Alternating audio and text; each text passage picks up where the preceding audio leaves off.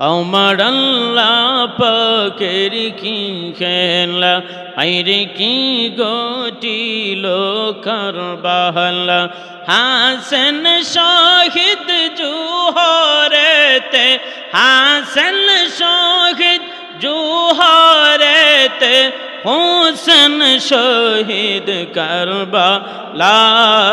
লা ইলাহা, জোরে জোরে লা ইলাহা, লাহু লা ইলাহা, লা ইলাহা ইল্লাল্লাহু মুহাম্মাদুর রাসূলুল্লাহ সাল্লাল্লাহু আলাইহি ওয়াসাল্লাম। পাইলি নিরালাই গো নবীজি, পাইলে নিরালাই ও নবীজি, পাইলে নিরালাই। আমার নবী নাই কো দূরে, লৌকিত সাগরের তীরে, মুমিনেরি কলবেতে আছেন যিনি, সর্বদায় পাইলি নিরালাই গো নবীজি, পাইলে নিরালাই। মুর্শিদি বাবার মুখের পানি যে শুই না সে দেহবানা, কাহা দিয়া ফানা কুলো মানার বুঝে না। মুর্শিদি বাবার মুখের বাহানি যে শুই না সে হইছে দোহনি। ও গন্দলোকে চোখ পাইল খোঁজি তাহার নিশানা, কাহা দিয়া ফানা কুলো মানার বুঝে না। লা ইলাহা ইল্লাল্লাহু মুহাম্মাদুর রাসূলুল্লাহ সাল্লাল্লাহু আলাইহি ওয়াসাল্লাম। ইয়াউমা ইয়াফিরুল মারউ মিন আখিহি ওয়া উম্মিহি ওয়া আবিহি ওয়া সাহিবাতিহি ওয়া বানি। আমার ভাইয়েরা, আল্লাহ পাক রব্বুল আলামিন বলেন, দুনিয়ার মানুষেরা, দুনিয়ার মধ্যে তোমাদের যত আপন বন্ধু বান্ধব দেখো, কেউ তোমার আপন হবে না। ওই দিন একমাত্র তোমার আপন হবে শুধু নেক আমল। ইয়াউমা ইয়াফিরুল মারউ মিন আখিহি ওয়া উম্মিহি ওয়া আবিহি ওয়া সাহিবাতিহি ওয়া বানিহি। ওই দিন কেউ কারো তোমার আপন হবে না। ও আমার ভাইয়েরা, আজকে এই জায়গার মধ্যে বসে সুবহানাল্লাহ আলহামদুলিল্লাহ বলেন, এটাই আপনার আপন বন্ধু, এটা কবরে যাইব, এটা হাসরে যাইব। ও আমার ভাইয়েরা বাবারা, নবী রহমতুল লিল আলামিন, নবীর সাহাবী আবু হুরায়রা একদিন গাছ লাগায়, কিরাসান ইয়া রাসূলুল্লাহ, নবী আমার নিজের একটা গাছ আমি লাগাই গো নবী। নবী আমার ডাক দিয়ে কই, আবু হুরায়রা, আলা দুল্লুকা আলা গিরাসিন গায়রিল্লাকা মিন হাদা। ও আবু হুরায়রা রে, তুমি যে গাছ লাগাইতেছো, এই গাছের চাইতে কি আর উত্তম কি কোনো গাছের কথা তোমারে বলবো না? নবীর সাহাবী আবু হুরায়রা বলতেছে, ইয়া রাসূলুল্লাহ, নবীজি গো, এই গাছের চাইতে কি আর উত্তম কি কোনো গাছ আসেনি? নবী আমার কই, সাহাবী রে, আমি তোমাকে 4টা বাক্য শিখিয়ে দিব। এই 4টা বাক্য যদি তুমি জমিনের মধ্যে যদি তুমি বলতে পারো, আল্লাহ পাক রব্বুল আলামিন তোমার নামে জান্নাতের ভিতরে আমার আল্লাহ 4টা গাছ তোমার নামে লাগায় রাখবে। ও আমার ভাইরা, নবী আমার কই, আবু হুরায়রা, এই 4টা বাক্য আমি তোমারে শিখিয়ে দেই, আর আমি আপনাদেরকে শিখাইতেছি। আপনারা বলেন সুবহানাল্লাহ, আলহামদুলিল্লাহ, লা ইলাহা ইল্লাল্লাহু আল্লাহু আকবার, আমার ভাইয়েরা, নবী আমার কই আবু হুরায়রা, এই যে 4টা বাক্য তোমারে আমি শিখিয়ে দিলাম, এই 4টা বাক্য যদি তুমি গাছ লাগাও এবং বাজারে বসো, দোকানে বসো, এই 4 বাক্য তুমি পড়বা, এই তসবিহগুলো তুমি পড়বা রে, আল্লাহ পাক রব্বুল আলামিন তোমার নামে জান্নাতের ভিতরে 4টা গাছ লাগায় রাখবে। এজন্য আমার ভাইয়েরা, মাহফিলে উলামায়ে কেরামরা বারবার সুবহানাল্লাহ আলহামদুলিল্লাহ কেন বলে জানেননি? এজন্য তো বলো, এই সুবহানাল্লাহ আলহামদুলিল্লাহ আপনার বন্ধু হয়ে দাঁড়াবে। ও আমার ভাইয়েরা, বাবাজিরা রে, কারণ নবী রহমাতুল লিল আলামিন, আমাদের নবীজি আমাদের জন্য কত মায়া। ও আমার ভাইয়েরা, একবার নবীর কাছে একজন ফেরেশতা নবীর কাছে আসছে। জিবরাইল আলাইহিস সালাম আসে না, অন্য এক ফেরেশতা আসছে। আয়েশা বলতেছে, ইয়া রাসূলুল্লাহ, নবী গো, ও গো মায়ার নবীজি, এই যে 2টা জিনিস আপনার কাছে রাখলাম গো নবীজি, কিন্তু গো নবী হাসরের ময়দানে আপনাকে 2টা জিনিসের স্বাধীনতা দেওয়া হবে না, একটার যে কোনো একটা আপনি গ্রহণ কইরা নিবেন। 1 নম্বর, ইয়া রাসূলুল্লাহ নবীজি, আতানি আতিম মির রাব্বি ফাখায়্যারানি আন ইউদখিলা নিসফা উম্মতি আল জান্নাতি ওয়া বাইনাশ শাফাআ ইখতারতুশ শাফাআ। ইয়া রাসূলুল্লাহ নবীজি, হাসরের ময়দানে আপনার অর্ধেক উম্মত আপনি জান্নাতে নিয়ে যাইতে পারবেন গো নবী, আর না হয় আপনি শাফাআতটা গ্রহণ কইরা নিবেন। ইয়া রাসূলুল্লাহ নবী, এই যে 2টা জিনিস রাখলাম, 1 নম্বর, অর্ধেক উম্মত আপনি জান্নাতি চান নাকি আপনি শাফাআতটা চান? নবী রহমাতুল লিল আলামিন কই সাহাবীরা রে, আতানি আতিম মির রাব্বি ফাখায়্যারানি আন ইউদখিলা নিসফা উম্মতি আল জান্নাতি ওয়া বাইনাশ শাফাআ। আমি আমার অর্ধেক উম্মত যদি আমি জান্নাতের ভিতরে যদি নিয়ে যাই রে, আমার বাকি উম্মত গুলার কি হবে? নবী রহমাতুল লিল আলামিন কই সাহাবীরা রে, আমি কৌশল করে আমার অর্ধেক উম্মত জান্নাতি আমি এটা গ্রহণ করলাম না, আমি গ্রহণ করে নিলাম ইখতারতুশ শাফাআ, আমি শাফাআতটা গ্রহণ কইরা নিলাম। হাসরের ময়দানে আমি শাফাআত করতেই থাকবো, আমার একটা উম্মত আমি বাকি রাখবো না, আমার সব উম্মতগুলি আমি শাফাআত কইরা জান্নাতের ভিতরে নিয়ে যাব। ইখতারতুশ শাফাআ, হুজুর নবী বলতেছেন, সাহাবীরা জানো আমি শাফাআতটা গ্রহণ কইরা নিলাম।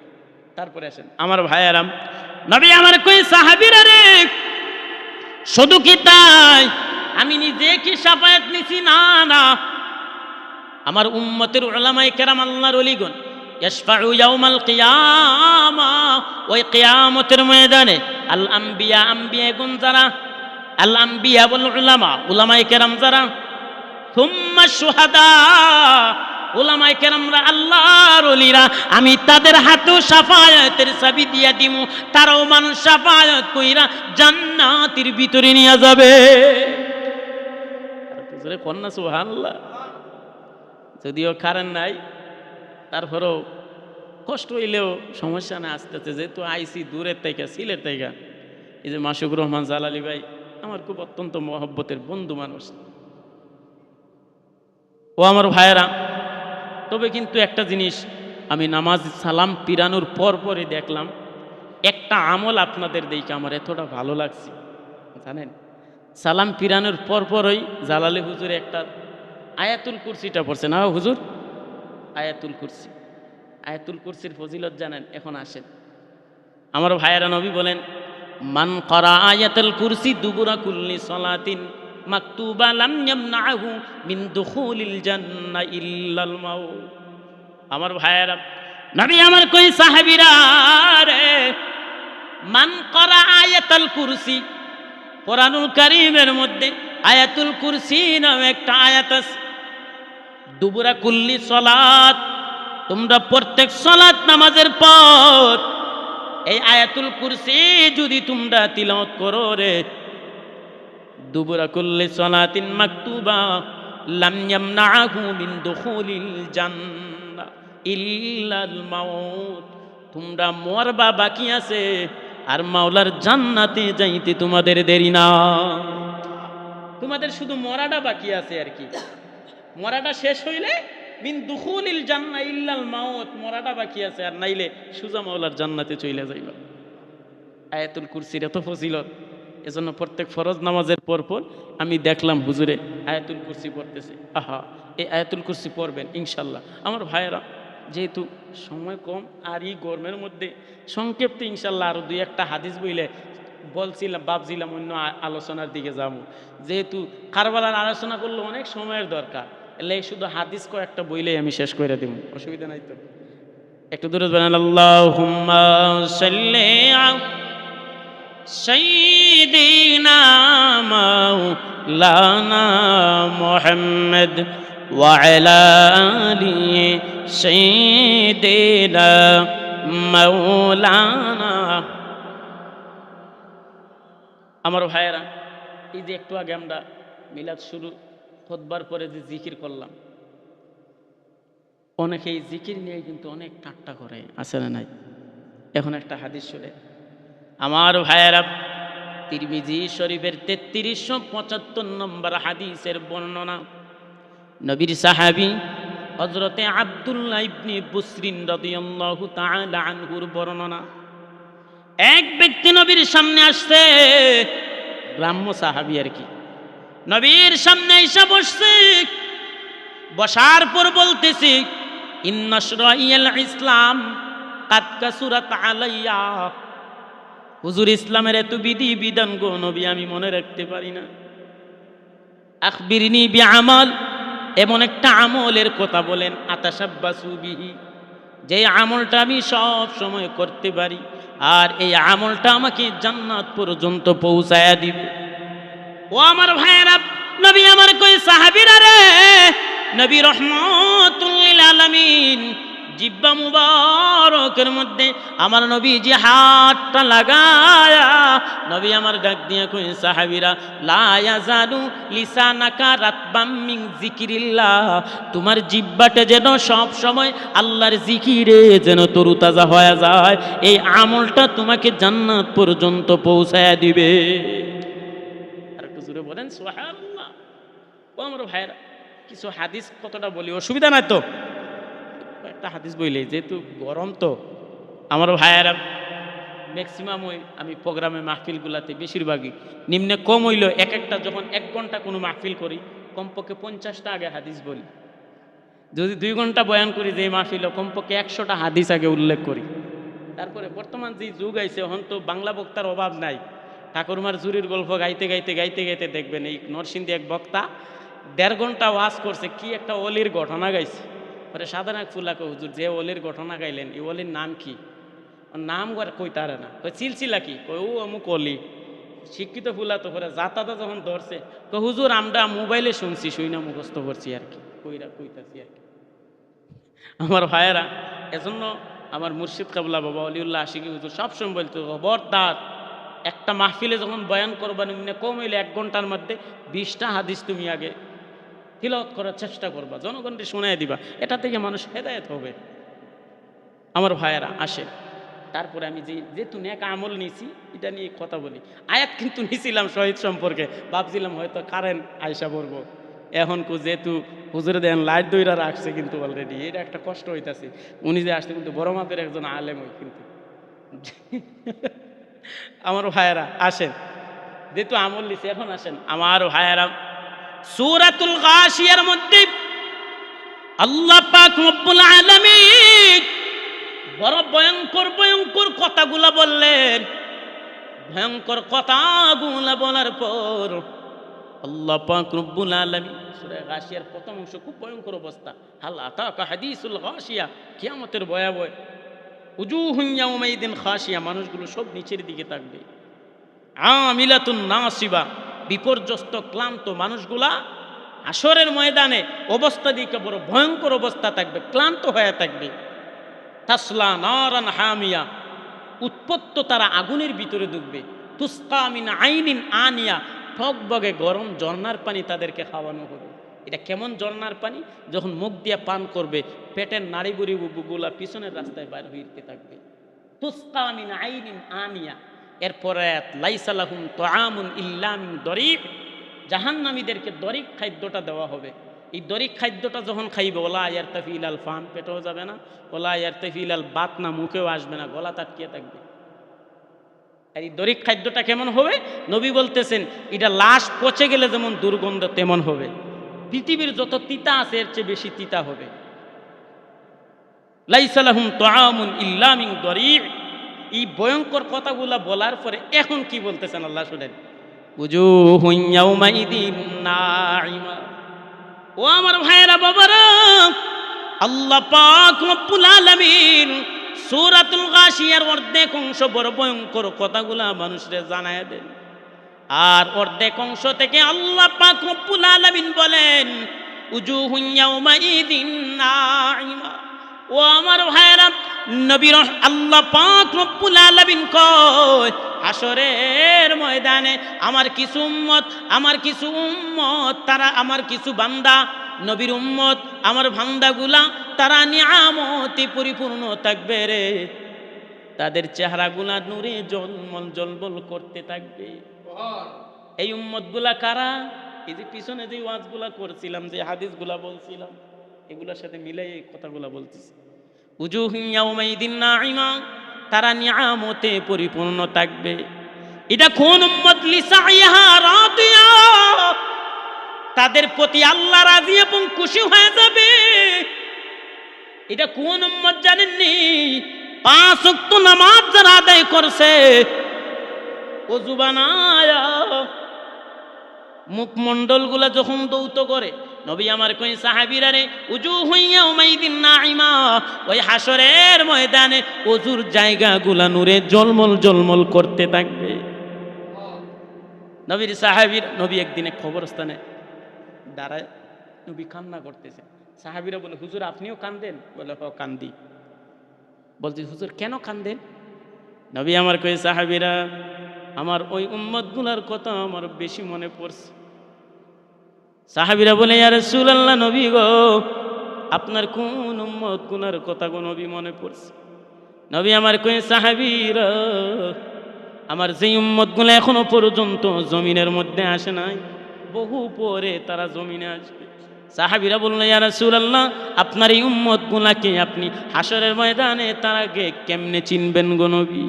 ইয়া রাসূলুল্লাহ, এই উম্মতগুলাকে আপনাকে দেখবে। নবী আমার কই সাহাবীরা রে, আমারও দেখবে না, আমার সাহাবীদেরকেও দেখবে না, না দেখা তারা জীবন পর্যন্ত দিয়ে দিবে আমার প্রেমে পাগল পারা হয়ে থাকবে।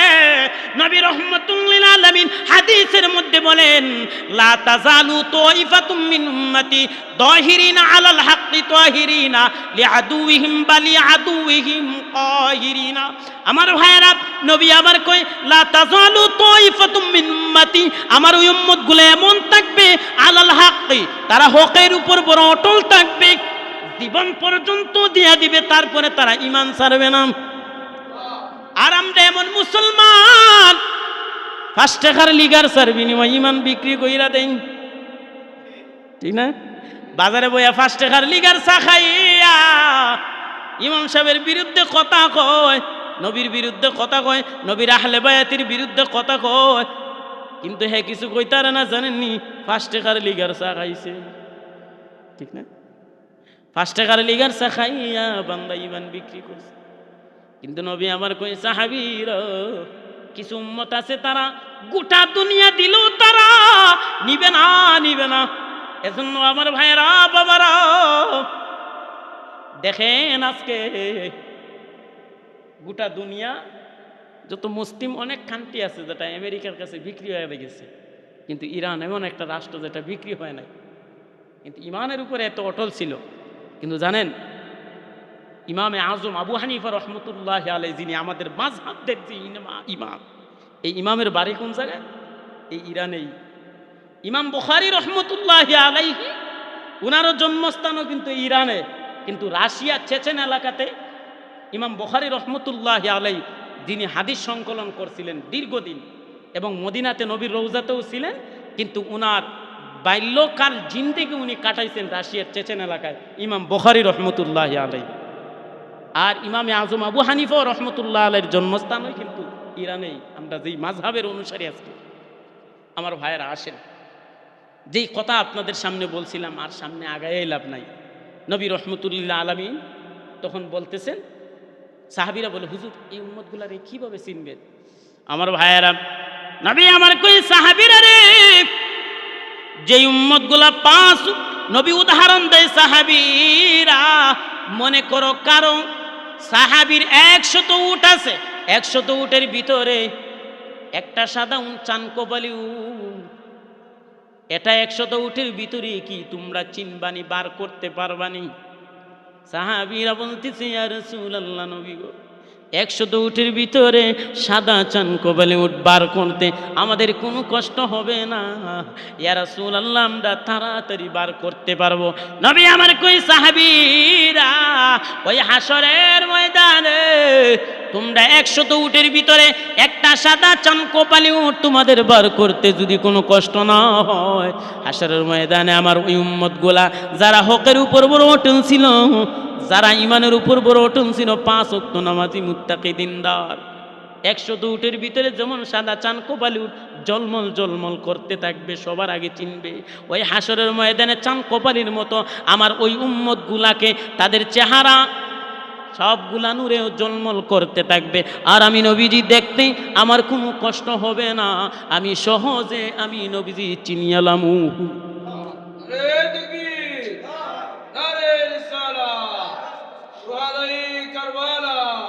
একতাই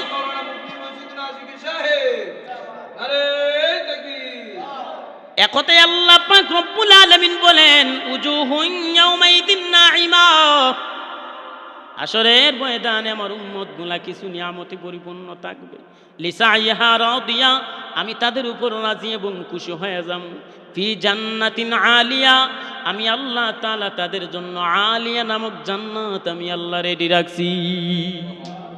এটা এক একটা আয়াতের তাফসীর করতে গেলে সময় দরকার, অনেক সময় সংক্ষিপ্ত বয়ান দিয়ে দিছি আমার ভাইয়েরা। যাক আলহামদুলিল্লাহ, যতক্ষণ এই কথা বলছি এগুলোর উপরে যেন আল্লাহ আপনাদেরকে আমাদেরকে যেন নেক আমল করার তৌফিক দান করে। মাইক থাকলে বুঝতেন ইনশাআল্লাহ হয়তো আলোচনা সুন্দর করে করতাম ইনশাআল্লাহ। যদি ভবিষ্যতে আর আসি, কিন্তু ডাইরেক্ট ফিল দিলে, পোস্টার করলে ডাইরেক্ট বক্তা করে বিষয় লিখে দিবেন, তো দেখবেন কিছু কিছু বর্তমানে সিলেট অঞ্চল ফুলতুলি মসলকের যত এলাকা আছে প্রত্যেকটা মাহফিলগুলার বক্তা করে বিষয় দিয়া দেয়, কোরআনের আয়াত পর্যন্ত দিয়া দেয়, আয়াতের উপরে তাফসীর করবেন, বয়ান করবেন, আর নাইলে সুজা শেষ। এখন বর্তমানে যে একটা পরিচিতি, আল্লাহ তাআলা যেন আমার ভাইয়েরা দোয়া করবেন আমার জন্য, যেন আল্লাহ যেন হিংসা অহংকারটা যেন আল্লাহ আমার ভিতরে না দেয়।